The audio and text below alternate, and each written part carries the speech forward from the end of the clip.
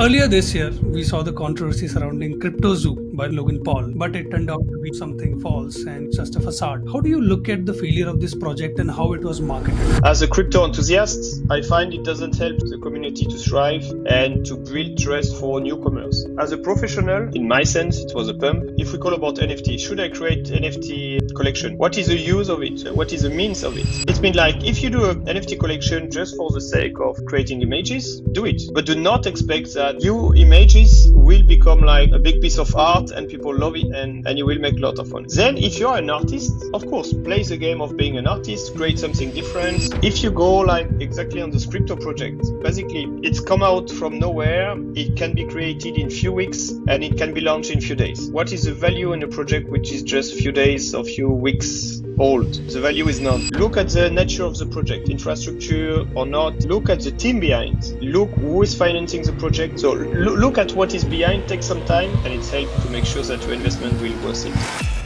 Welcome everyone to this latest edition of the Fireside Chats. This is Shubham Tiwari. I'm the community manager of the Thousand Faces Club. Today's episode is brought to you by Phyllo. Phyllo is the universal API for creator data. To know more about Phyllo, go on www.getphyllo.com. Moving on with the episode today, our guest is a Web3 growth marketing leader who talks about growth, crypto, DeFi, metaverse, and is an NFT freak. He's the head of marketing at Braavos crypto wallet. Bertrand Blancheton, welcome to the show. Thank you for having me. I'm really happy to be with you. And sorry to butcher your last name because... No worry, we can stay with Bert. Everyone call me Bert, so I'm really happy you keep doing that. Thank you so much for coming. Bert, please tell us more about yourself and the work you're doing at Braavos. About myself, as you hear with my accent, I grew up in France, but I think it's just a little part of myself. The bigger part is the marketing guy that I am. I work for different corporate and startup in my career. I own my agency a few years ago that I closed, basically to join the Web3. It's like, I was consultant working with a lot of SaaS company, a lot of Web2 project, and per I start to add my first Web3 clients, and I discovered blockchain, crypto world, and so on.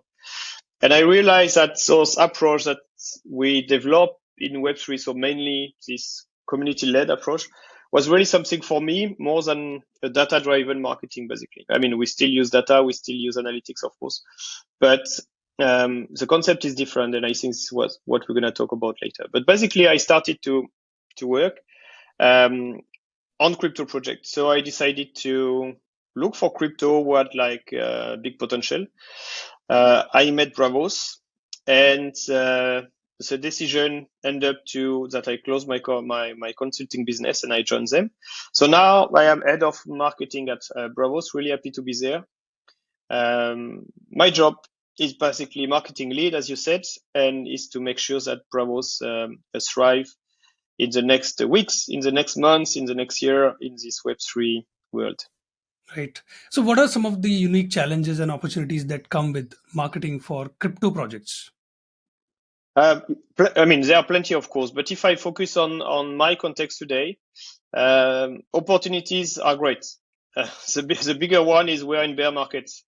So it's mean we are building for the bull market. We prepare for everything. So, and it's something which do not happen in every market. So it's really exciting to say, okay, we train for the big game and it's coming. Right. We know that. I mean, I really believe.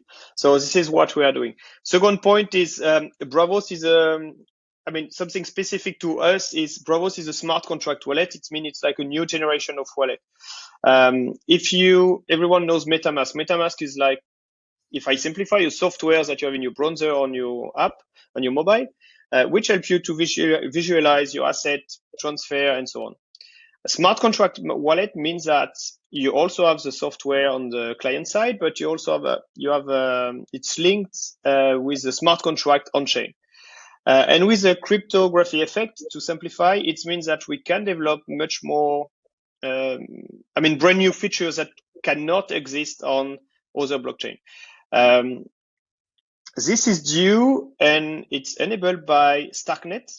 Starknet is a ZK rollup, so layer 2 on Ethereum, which allow via account abstraction and by the fact that we are this smart contract wallet to create this new feature. A new feature, for example, is what we launched a few months ago, is a completely decentralized 3FA, so three-factor authentication, which means that you can prepare your transaction in your browser and you have to sign it on the mobile app. So this is kind of unique in terms of security. This is for the security, but on the other side, we develop a lot about UX, which makes that our wallet at least can be something which become mainstream. If I compare to what you have on the market, because most of the wallet are still complicated to use. Yeah, yeah, very fascinating. So earlier this year, we saw the controversy surrounding CryptoZoo by Logan Paul because Yeah. CoffeeZilla, dig very deeper, and he brought out so many revelations.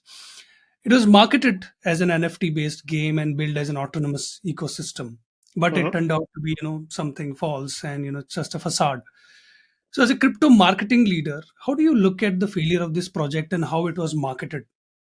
But there is two sides. If you ask me, if I was an investor, of course it's a catastrophe. You give your trust in a project, you think this is something gonna be big, and it fails. So it's not cool. As a crypto enthusiast, I find it doesn't help the community to thrive and to build trust for newcomers. As a professional, I'm not surprised. This project since the beginning has no value. It have been built by people who like to create FOMO around different projects. So this is what they did on this one. It was, I mean, in my sense, it was a pump. So it was identified like that by most of the professionals. So it's end up as it has to end up, basically. Yeah, yeah. We also saw Speed also, on live Mm-hmm. stream getting involved with something which was not again, you Yeah, know, it was again a bump. Let's call it that. yeah. How should creators launch and subsequently market their crypto projects to avoid such bumps in the road? But the first thing you have to do is like, uh, should I do if we call about NFT, should I create NFT collection? What is the use of it? What is the means of it? It's been like, if you do a NFT collection just for the sake of creating images and want to distribute between people, like small community growth of people, it can be cool. It's just fun. So do it. You know what I mean? But do not expect that your images, your JPEG will become like a big piece of art and people love it, and you will make a lot of money. Then, if you're an artist, of course, play the game of being an artist, create something different, which impact people life, and that's, I mean, triggers the fact that they are happy to pay for that. Now, if you're a marketer, business leader, basically use NFTs as a leverage for your project. So create a narrative around it, give some attributes, make sure that it's help to animate, gamify your community, and then it's legit and it's good. So for me, I mean, in what I do every day, I use NFT in this sense. It's like animate. Sometimes we do NFT which are just collectibles. It's just fun. They are nice. It's a good art. It's cool to have that in your wallet. You know, when you scroll in your NFT galleries, you like to have all these NFTs. Some of them will have attributes, so they will give you advantage by using our wallet, and some of them will be like some key for other mechanism, um, for the decentralization of the project, for example, or so on. So you have plenty of different use case. Just make sure that you adapt the use case to what you can deliver. In the case of CryptoZoo, the use case they wanted to reach was not followed by the effort you need to put in it. Yeah. So, do you think there is a mismatch between the kind of creators who are coming out with these crypto projects? Do they not understand crypto well enough, or is this a business failure or a crypto failure? Because let's make it clear for our audience here. I think they understand really well the crypto world, but they want to leverage the bad part of this financial world. It's mean like try to make money quickly without creating value. In general, when you want to invest in or buy NFTs, tokens, and so on, we need to check the value which is behind it. It's like in the real world. You don't put your money in a bank without to check if this bank will last. I mean, will not collapse. You don't put your money to you don't invest your money in companies where you don't know what they are really doing. You don't lend money to a friend if you know that he will not give you back this money. Same story. The problem is everything is online, and I can imagine like when you are a very new enthusiast in crypto, it's difficult to know what you have to check to evaluate if a project is legit or not. And this is the problem. So plenty of people who understand that really well abuse this new enthusiast. Now it's like, as soon as the only advice I would say, even if you want to be degen and like arrive in crypto and try plenty of things, do it, but do it with a very little amount of money. You will lose it, you will learn, and then you know what you have to do. Yeah, yeah. Can you tell us what are the things one should be looking for in a crypto project, as you just mentioned, to find if it's legit or not? Yeah. If we look at different layer in crypto, so you have the layer one, which is always the infrastructure, layer two, which is part of infrastructure and usage, and then you go in layer three and four. Basically, things which are the most, which help to structure the crypto can be a little bit more legit. It's not like all of them, we still have to check, but basically if people who are building the network of the future, they need a lot of money. They need to be followed by big investor. We're going to audit the company. We're going to audit their account. We're going to check regularly what they do. So there are people who control what they do. If you go like exactly on the crypto project, basically it's come out from nowhere. It can be created in few weeks and it can be launched in few days. So it's mean like, what is the value in a project which is just few days or few weeks old? I mean, the value is none behind. So if you look at an artist and you want to buy his NFT, if this person is in crypto since 2005, 2007, it makes sense. It makes this person is already here. He's trying for digital art since a while, and he knows the market. He probably knows how to distribute his art well.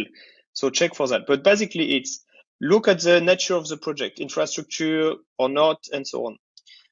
Look at the team behind. If these people have a track record, if they have a healthy network in crypto, look who is financing the project. Basically, if it's the same type of people than them, it's not good. If I remember about CryptoZoo, I think two of the investors were other influencer. Yeah. So it means they have the same win. They will get the same win. So it's not good. You need people who come from different structure of crypto. So pure investor or people who or like infrastructure project. Like if, for example, if Ethereum invests in NFT project, it means it's not just for the image. It's because there is something very important behind for the whole ecosystem. So look at what is behind. Take some time, and it's helped to make sure that your investment will worth it. Right. And what are some of the most effective growth strategies you have developed and executed so far? If we talk about Web3, it's in terms of community-led approach. So what we develop at Braavos, the most effective is basically using NFT to gamify the relationship with our community. So it means we created few NFTs. We think about attributes, and we distribute these NFTs, mainly for free. But now we see that by talking with the community that they want NFT which has value when we distribute them. So it means now we are working on some mechanism that will make that those NFT will get value even before you want or you can use them with the product. So basically it's like NFTs, but with attributes which make sense in the to use our product, but also to support the mission we are following. Right. And how do you stay up to date with the latest trends and developments in the Web3 space? Can you cite some resources for our people who are watching this? Yeah.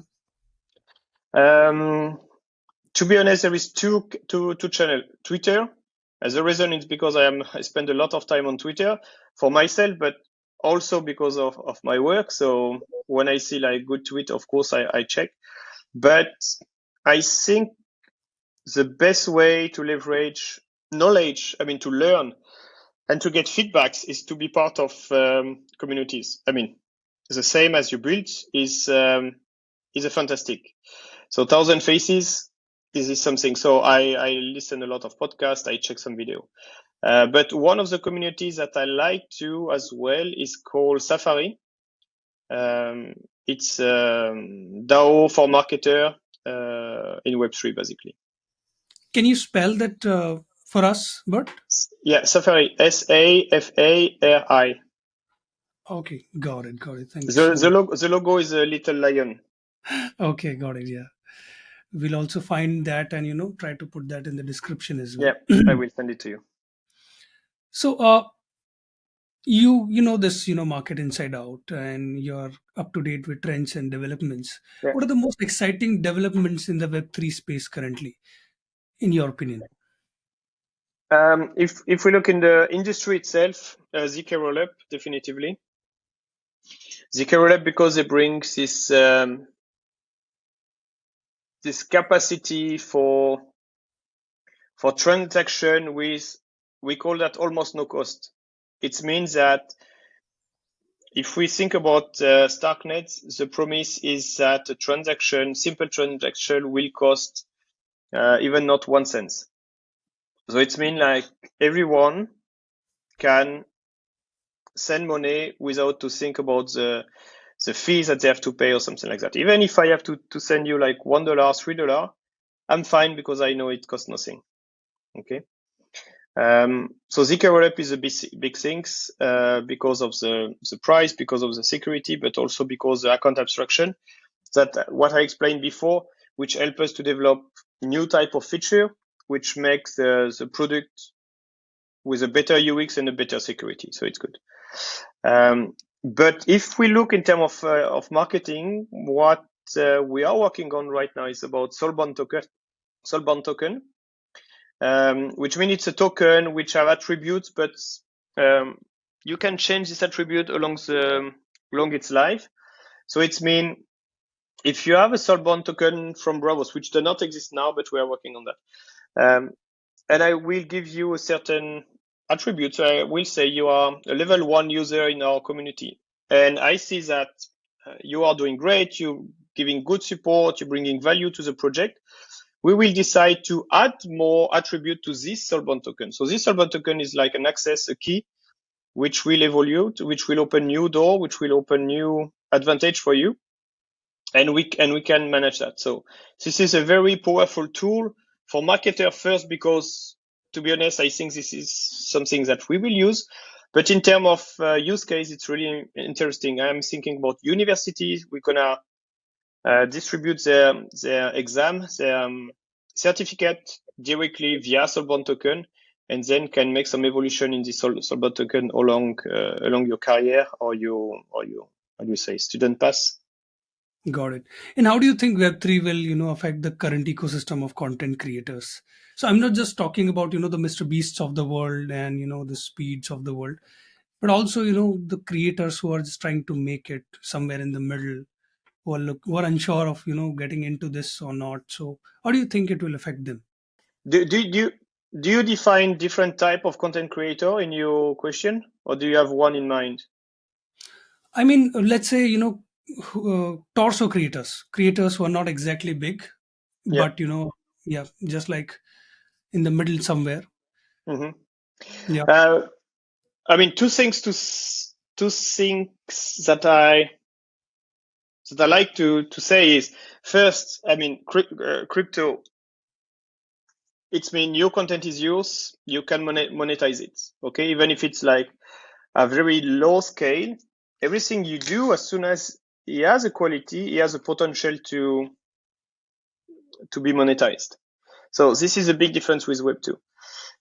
So everyone who want to create content, who want to try, who have an idea, definitively just go ahead, do it, and it will be yours forever. So do it. But what I see, and I find this is a trend which is really healthy in crypto. I see plenty of guys who were, let's say, airdroppers. They came in crypto, they understand, they can um, try to do some quests, support some ecosystem to grow or to be tested. But those guys actually, after a few weeks, they decide that they would like to be more involved, in the project. So they were nomad with this airdrop. They went to project, and at one point they find a community that they find really interesting, and they decide to stay on this community and to start create content. So I didn't give a name to this guy, but they are not influencer yet. They are not KOL yet. They are content creator basically. Junior, let's call them like that. But they are doing plenty of effort to create nice content. But the effect they have in new community is very, very important. I saw on Starknet, I arrived on Starknet 9 months ago, and let's say 9 months ago, we had one guy doing some content for the whole community. So relaying all the information about content is North Star. I say him hi because he's doing a very good job. And he was the only one. And then we realized that we needed not only one of these guys, but many. And the reason is like in Starknet, from one community, we split in different sub community. So, like people who do more research, people who are more like in building development, those who are more in the ecosystem development, those who are more in the marketing community approach and so on. So we needed different type of information, like, different magazine, different blog, different verticality in the content. And hopefully, because this guy we were looking for, let's say a place to establish their content creator activity, they find a new ecosystem with Darknet. But I would encourage everyone who want to become a content creator. There is every, maybe not days, but weeks or months, you have like new ecosystem who are building. And there is a need and a place for content creator. So you want to do a podcast, video, blog, whatever, newsletter, it works really well. Try to find this new project, which is at the beginning of the project, and Yeah. establish yourself as a content creator there. Amazing. So you're essentially saying that content creators should go out, explore other communities, take up roles, create content there, and with time build their reputation in this space. Exactly. Yeah. And I can tell that following the path you described, it's a fantastic experience.